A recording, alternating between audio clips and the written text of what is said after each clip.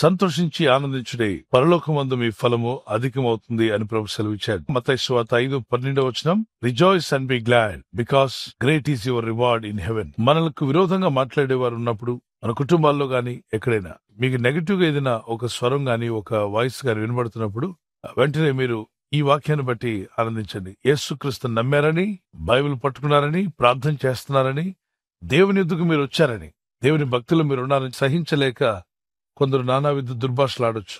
అప్పుడు మనం ఏం చేయాలి? నా నామం నిమిత్తము, అంటే ప్రభు యొక్క నామం నిమిత్తం జనులు మిమ్మల్ని, జనులు అంటే మనుషులు, మిమ్మల్ని నిందించి హింసించి మీ మీద అబద్ధముగా చెడ్డ మాటలు ఇలా పలుకున్నప్పుడు 3 విషయాలు చెప్పాడు ఇక్కడ. నిందిస్తారు, హింసిస్తారు, అబద్ధంగా చెడ్డ మాటలు మీరు చేయని దాన్ని చేశారని, మీరు అనని మాటను అన్నారని, మీరు పలకని మాటను పలికారని, ఇటువంటి పనులు చేస్తుంటారు కొంతమంది. పలుకున్నప్పుడు మీరేం చేస్తారంటే మీరు ధన్యులు అన్నాడు. అంటే అలా వారు మనకు విరోధంగా మాట్లాడుతుంటే మనం ధన్యులు అవుతున్నాం. అటువంటి సమయంలో సంతోషించండి, ఆనందించండి, దేవుని ఘనపరచండి, మహిమపరచండి. కానీ దిగులుగా కూర్చోవద్దు. ప్రభా నిన్ను నమ్ముకుంటే చూడు ప్రభా ఏమంటున్నారు, వారికి మేలు కొరకు ప్రార్థిస్తూ వారి క్షేమ కొరకు ప్రార్థిస్తే వారిని మమ్మల్ని దూషిస్తున్నారే అని చెప్పి మీరు బాధపడకూడదు, గాని ప్రభు స్తుతించాలి. అలా చేసిన భక్తులకే పరలోకమందు ఫలం అధికమవుతుంది. మనలో కూడా చాలా మంది అంటుంటారు, మనల్ని ఏమన్నా క్రైస్తవు లేదని అంటే మనం ఊరుకునేది లేదు బ్రదర్, తిరగబడదాం, వాళ్ళ మీదకి వెళ్దామని. కానీ ఈ ఫలాన్ని పోగొట్టుకుంటాం. వారు మనం దూషించినప్పుడు ప్రభా నిన్ను బట్టి నన్ను దూషిస్తున్నారు, నీ నామ నిమిత్తం నన్ను దూషిస్తున్నారు, హింసిస్తున్నారు, గనుక నువ్వు ఆనందించమని ఆనందిస్తున్నాను ప్రభా అని. రెండవదిగా దేవుని కోసం సమస్తము త్యాగం చేసినప్పుడు, అనగా మనం సమర్పించుకొని దేవుని సేవకు వచ్చినప్పుడు ఎన్నో విధాలుగా దేవుడు మిమ్మల్ని దీవిస్తాడు. దీవించిందంతా కూడా దేవుని సేవకే వాడదాం, దేవుని పరిచర్యకు వాడదాం. అయితే కొన్నిసార్లు ఇబ్బందులు కూడా రావచ్చు.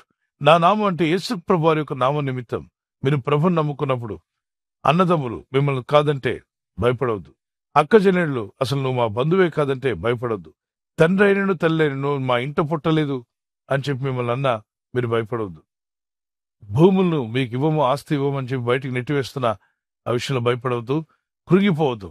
ఇండ్లనైనను నీకు విడిచిపెట్టే విధంగా వారు చేసి వారు ఇల్లు కూడా తీసుకోకుండా, ఇంట్లో ఆస్తి కూడా ఇవ్వకుండా నేను ఇబ్బంది పెడుతున్నారేమో, దానికి కూడా దిగులు పడవద్దు. ప్రార్థిస్తూ ఉండు, వారందరి కొరకు ప్రార్థన చేస్తూ ఉండు. ప్రతి వాడును అంటే ఆ విధంగా పోగొట్టుకున్న వాళ్ళందరూ కూడా 100% అంటే 100% గాడ్ విల్ బ్లెస్. ఇదియుగాక నిత్య జీవము స్వతంత్రించుకుంటాం, నిత్య జీవాన్ని కూడా ఇస్తాడు. ఎన్ని నిందలు ఎన్ని అవమానాలు వచ్చినా నా సిలువనెత్తుకొని నిన్ను వెంబడించే కృప నాకు దయచే ప్రభా, నన్ను నేను ఉపేక్షించుకొని నీ సిలువనెత్తుకొని నిన్ను వెంబడించే కృప నాకు ఇమ్మని వారు మీ చేతిని పైకెత్తగలరా?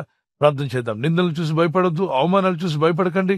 100 ఫలమిచ్చే దేవుని వైపు చూడండి, ఆయన మీకు 100 ఫలం దయచేస్తే. Let's close our eyes. Father we pray in the name of Jesus.